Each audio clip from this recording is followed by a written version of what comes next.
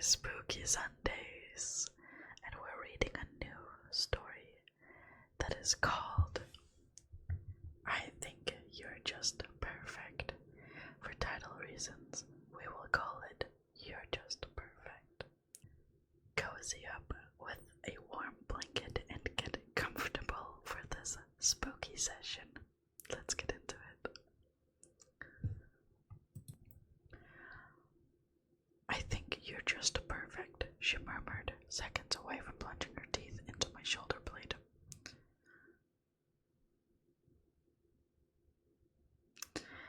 I've never had much luck with love, not for the lack of interest, mind you. Always wanted a family of my own. I just don't think the good Lord created me with romance at the forefront of the blueprint. Me on a date is like taking a sedan off-roading. Sure, it can be done, but it ain't graceful, nor is it really the point of that particular vehicle. And most people don't elect to give it a second try after the first. They lease out a Jeep instead. A large part of it comes down to attraction. Simply put, I don't think I'm the most desirable bachelor.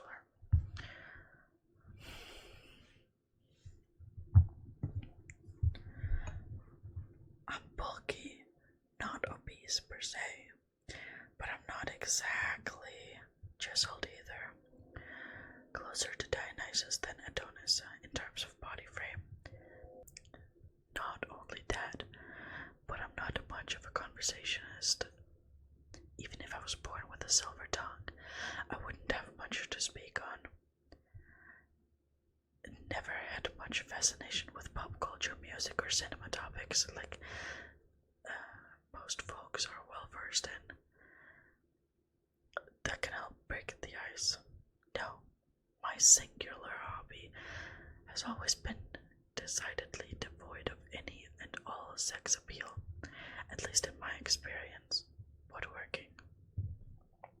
What can I say? There's just a certain satisfaction in handiwork that has always appealed to me. Not only that, but the act of creation can be meditative, like prayer, but unlike prayer, something actually comes out of it at the end.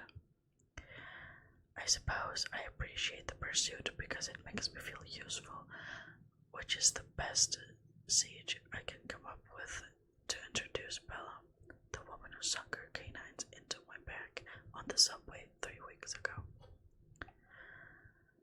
To be clear, I don't know what her actual name is.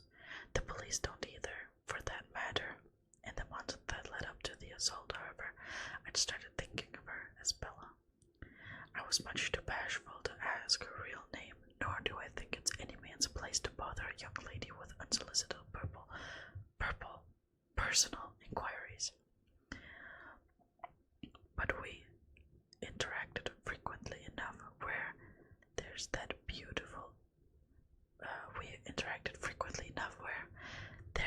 beautiful Italian woman again. It felt a little impersonal, even if I was only saying it in my head. It's a touch pathetic, I know. I will point out that the name wasn't chosen on a whim either. Bella seemed to capture her essence quite well, both the beauty of her person and the tragedy of her existence. Tragedy. She was always wheezing. Her lungs squeaked and huffed like a decade-old chewed-up dog toy. No matter what she was doing, even when she was still, she'd wheeze. Bella was discreet about it, and she never seemed to be in distress. But I didn't like the public's indifference to her plight, regardless of her apparent control and stability. Just because an amputee seems adept with their crutches doesn't mean you don't look to help them where you can. I saw her for the first time 9 months ago. I stepped onto the metro to find that the seats were filled, somehow leaving Bella as the only one standing, audibly rasping while leaning her body against a pole. The seats weren't even completely occupied by people either. A small middle-aged man in a cheap suit was overflowing into both of his adjacent spaces, one seed for his tablet and another for the remains of his breakfast sandwich. I'm not usually one to stick my neck where it doesn't belong, but that didn't sit right with me. After some gentle cajoling on my part, the man relented and cleaned up his trash so Bella could sit. I could tell he was livid, but he didn't argue either, probably on account of the size difference between me and him. While it was true that I've probably taken shits that weighed more than the man on multiple occasions, I wouldn't ever have hurt him. He didn't know that, though. He likely interpreted my quiet disposition as a sign that I could be dangerous. Things that are actually dangerous don't need to be showy about it. As Bella sat down, her wheezing slowed. She thanked me, and I could see in her warm brown eyes that she was happy to be off her feet. I smiled, nodded my head, and that was it. I didn't try to talk to her, didn't stare. As gorgeous as she was, I considered our business concluded. When I departed the train at my stop, about 10 minutes later, I happened to notice those warm brown eyes following me as well. Surprise at her ongoing interest blushed my face the color of cherry. No doubt can't imagine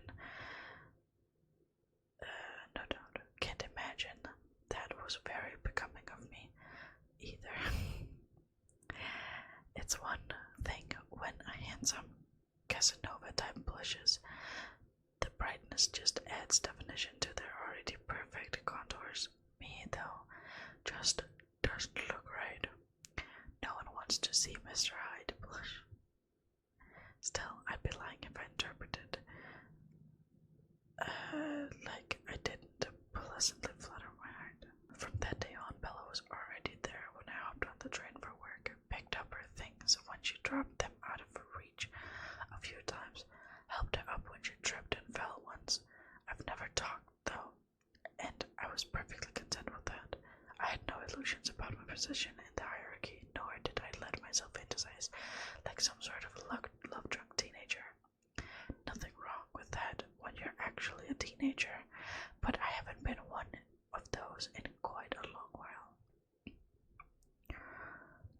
Like with woodworking, I was just happy to feel useful when the opportunity arose, at least. Bella perceived this desire in me, too, apparently. I was exactly what she had been searching for. The pain was unreal, but somehow that was one chapter. The pain was unreal, but somehow the shock of it all was even worse. I didn't even hear Bella approach until she was practically wheezing into my ear. "I think you're just perfect," she murmured. Words accented by the sharp hisses coming from her throat like she had swallowed a live cobra. Before I could even begin to process that statement, an explosive pain detonated in my shoulder blade. It felt like thousands of serrated pains swirling aimlessly through my flesh, eviscerating my brittle nerves until they were barely intact enough to cry out anymore. Honestly, I thought someone had shot me. I threw my hand around my back, looking to access the injury with my fingertips. There was something in the way, however. Whatever it was, the force of my movement broke through it with hardly any resistance, and my hand kept going until it crashed into something hot, sturdy, and pulsating. There was a muffled whimper, vocalizing vibrations uncomfortably against my back, and the pain lessened. When I spun around, my mind struggled to comprehend what I saw. Bella smiling at me, revealing a mouthful of big, sharp-shaped, overcrowded teeth that dripped with freshly liberated blood. I recall there being rows and rows of chalky white fangs that seemed to go on forever, deeper and deeper into her gullet, or at least I couldn't see where they stopped. Hundreds of those grotesque molars had bitten straight through my jacket and undershirt. As if that wasn't enough, there was also a massive cavity in the right side of her chest where my hand had connected. It was almost like Bella's. Bella was ribless, as my fingers had cleanly cut through her torso until it collided with some midline structure, tucking the fabric of her wispy sundress into the new crease in a way that made me instantly nauseous. I'm strong, but I certainly wasn't capable of caving in a woman's chest without even trying. At that point, another passenger was closing in behind Bella, arms outstretched to apprehend the manic woman with a motion that would have bordered on elegant if it wasn't so starkly terrifying. She twisted her upper body and extended her spine, placing her palms onto the floor between the passenger's legs. Her nails clawed at the metal, screeching as she scattered under the man on all fours without colliding into him. Before anyone else could react, Bella had slithered through the closing subway doors, barely clearing the narrow threshold before it shut completely. And with that, she was gone. The train jerked and then began chugging forward. I glimpsed Bella through the window as we gained speed, crawling up the stairs, still on all fours. In a state of silent disorientation, I slowly sat down on the floor, closed my eyes, lowered my head into my hands, and recited to myself. Even then, I could tell that the pain was changing. The stabbing sensation waned. It was gradually being replaced by a feeling that was agonizing in a different, less physical way. My wound tickled, writhed, and twitched. So, do you know who she is? Was she stalking me or something? I asked the detective over the phone 2 days after the incident. Well, no. He paused, clicking his tongue. Not in the legal sense, no. She was clearly very, entranced with you.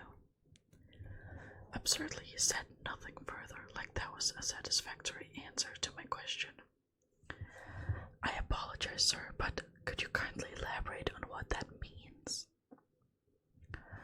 Another few clicks of the tongue, a handful of false starts with that trailed off to nowhere, and then a minute later he finally expanded on the notion of Bella being entranced with me. While I was waiting for the man to conjure some sort of explanation, I sifted through the day's mail. Right before he started speaking, my eyes landed on a weathered envelope at the bottom of the pile. No return address, no stamp. Didn't even have my name on it. In raggedy, childlike handwriting, and simply read, "For the nice man on the train." The woman who bit you on the train sat on the train for about 18 hours every day without fail, didn't eat, didn't drink for the last 90 days. She did, at least. Transportation Authority doesn't hold CCTV footage for longer than 3 months, he said. My heart thundered wildly against my sternum as I pulled the crumpled message out of its envelope.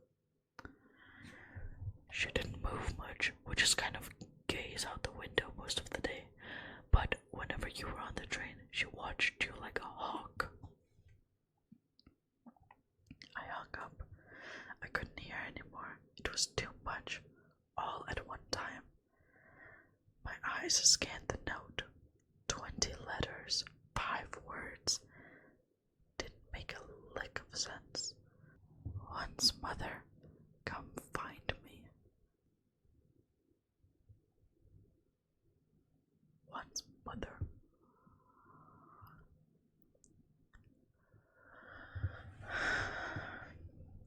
A week of work helped at first, kept my mind occupied with household chores. Moreover, I didn't have to grapple with the possibility of encountering Bella on the train.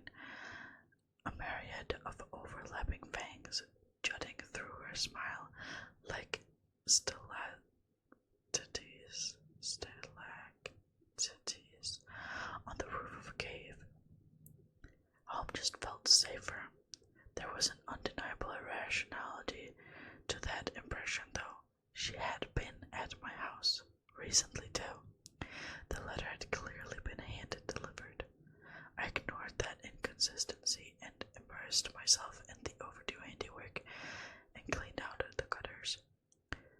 Took a bus out to the nearest Home Depot to pick up some wasp spray for the new hive growing out of an open pipe in the basement. Attended to my vegetable garden. All the while, the lump on my shoulder blade continued to grow. It wasn't much at first, just a marble-sized blister on the very tip of my scapula. If you examined it at just the right angle, the growth looked like it was the exact center of a circle, established by the clusters of raw bag-shaped bite marks surrounding it. When I tripled in size overnight, I practically sprinted to the urgent care, which was only a few blocks away. The doctor didn't seem too impressed by the lesion, which was a relief. That said, never in my life have I interacted with a healthcare professional that looked more dead behind the eyes. Through a series of grumbles, they informed me that it was likely a bacterial abscess from the bite, but it was nothing a 10-day course of antibiotics couldn't remedy. Of course, the medicine didn't do jack shit. How could it? It wasn't even targeting the type of thing that was germinating in that makeshift womb.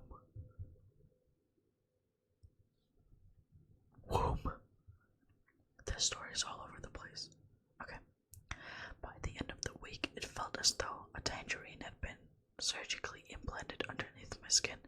Not only that, but I began experiencing other symptoms as well. My entire body felt swollen and heavy, like buckets of dense salt water were slushing around in my tissue with every movement. A dry, hacking cough took hold of me every few minutes, despite getting nearly double my normal amount of sleep. I woke up every day groggy and debilitated by an unyielding tiredness, fatigue. I wanted it to be the flu. At least I wanted to convince myself that I was coming down with influenza. The alternative was far worse. A ticking metronome expanding under my shoulder blade made that illusion basically impossible to maintain, though. My symptoms and the growth were clearly connected. There wasn't really pain around the bite anymore, or if there was, a more unexplainable feeling drowned it out. By then, the twitching, writhing sensation had become much louder and unsettling. Rhythmic, a swarm of microscopic firecrackers imploding inside the confines of that cyst every 5 seconds, like clockwork. It was much worse at night, but a double dose of my before-bed sleep aid brought unconsciousness deep enough to afford me brief respite from the sensation. Until one evening, when I could ignore it no longer. The sun had just started to crest under the horizon, casting curtains of dim light into my home, the decaying shadows of an unlit room embraced by withering twilight.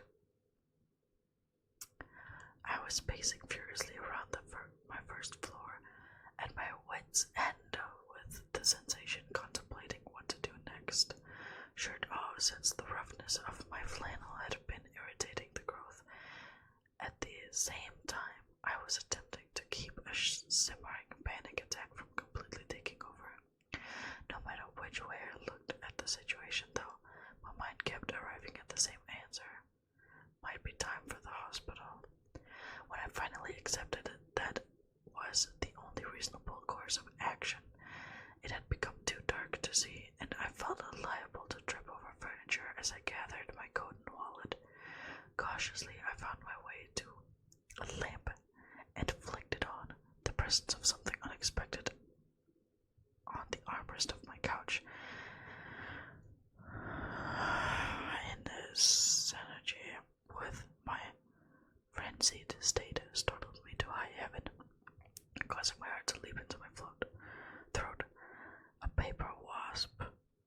buzzing quietly over the upholstery. Now, under normal circumstances, I'm not a hot-tempered person, but at that moment I wasn't quite myself. A volatile mixture of sleep deprivation, panic, and fear coursed through my veins. In truth, I was a Molotov cocktail anxiously waiting for the match, primed and ready to burn. The spark of adrenaline that came with being surprised was enough to ignite the dormant rage in me. I stomped over to the hallway closet, swung the door open with such force that the doorknob dented the adjacent wall as it slammed against the plaster, and grabbed my heaviest work boots by the pole strap. At that point, the wasp had mendered over to the surface of my coffee table, calm and wholly unaware of its imminent demise. Wide-eyed and boiling, I ran towards the creature and brought the heel down on its fragile body like an executioner. A sickening crunch radiated up my arm as I did. My rage seemingly vanished, dissipated instantly like the details of a dream quickly drifting away after waking. In the absence of anger, I felt terrible, heart-wrenching regret, a profound sadness that I had absolutely no explanation for. When my eye glimpsed movement on my back in a nearby mirror, though, I began to understand. A gradual, torturous realization that defied explanation. In stunned horror, I watched the pair of tiny wiggling horns sprout from the flesh of my growth, twitching, writhing after extending for about half an inch above the surface. They ripped my skin open, creating a hole just large enough to reveal the insect they were attached to.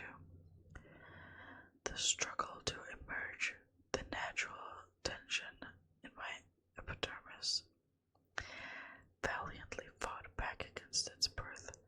Eventually, though, it came through. Head, thorax, wings, abdomen, stinger. A paper wasp, almost identical to the one I had just mangled, had crawled out from a massive cyst. As it flew away, my skin snapped shut. Then it appeared smooth and perfectly sealed, like nothing had crawled out of it in the first place. Numb to the point of utter indifference, I was just glad the process didn't hurt. No pain at all, actually. Just the twitching and the writhing and the tickling. When I dragged my eyes from the mirror and back to the boot, lingering upright on the table like a tombstone, I came to terms with the origins of my regret. In a sense, I had crushed my child. What is this? If you can believe it, the following few days were even more taxing on my body. It started with an all too familiar noise spilling from lips. The sound reminded me of her, and for whatever reason, the thought of her didn't inspire as much terror in my stomach as it had in the days that led up to that moment. Like Bella, I was wheezing.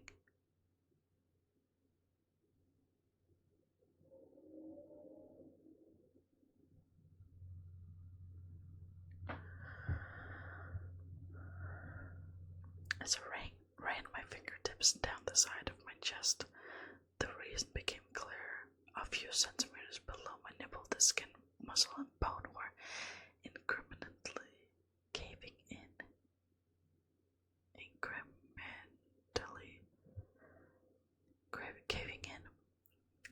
On both the left and right side of torso.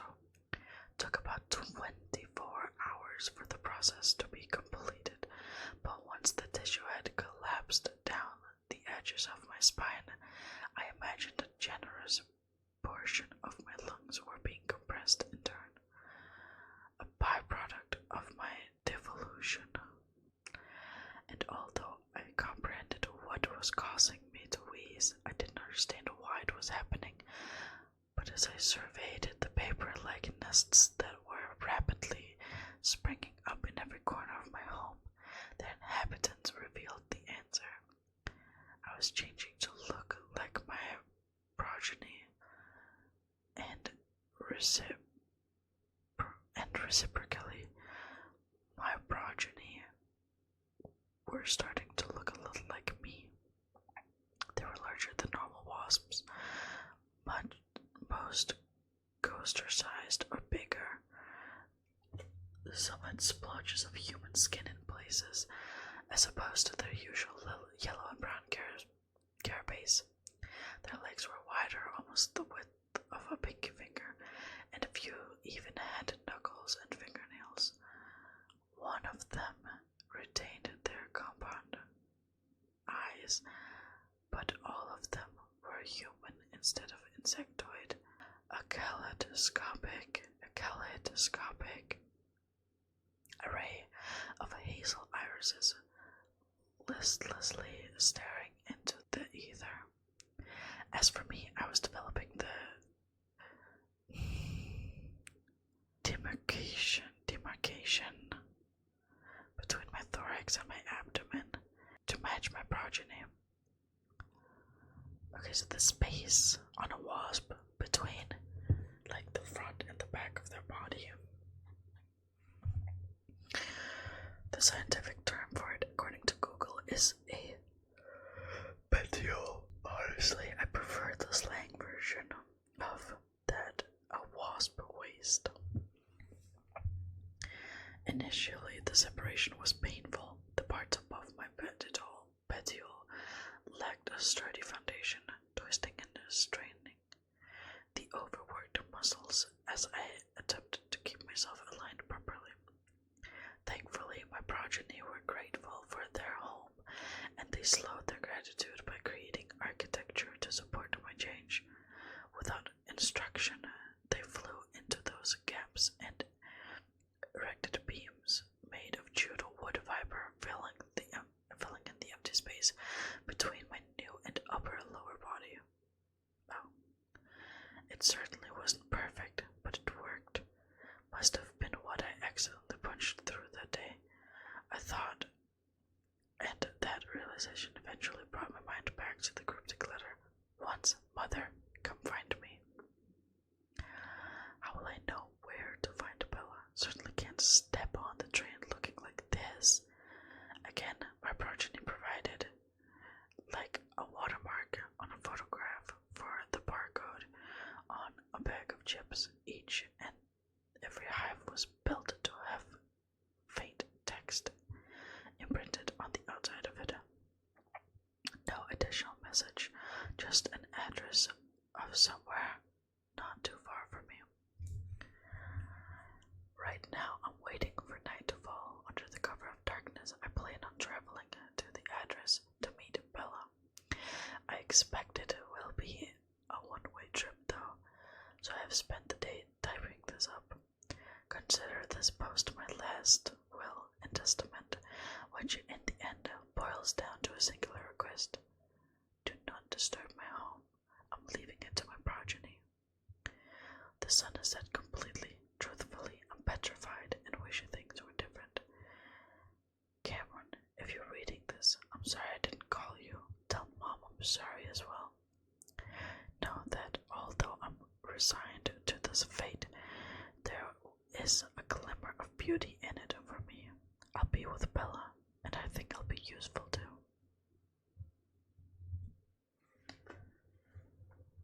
Okay, that was weird. That was kinda good, but there were a lot of words that I could not pronounce. I know what some of them means, but I can't pronounce them. I'm way too Danish for that. Anyways, I hope you enjoyed this video. There are no other parts. That was the end. So I hope you enjoyed. It wasn't really scary. It was kind of just interesting, and I like that. That's what I want for these videos. I just want it to be interesting or weird, mystical, I guess. So that was awesome. Sleep well. Sleep well, sleep well, sleep well, sleep well, sleep well, sleep well.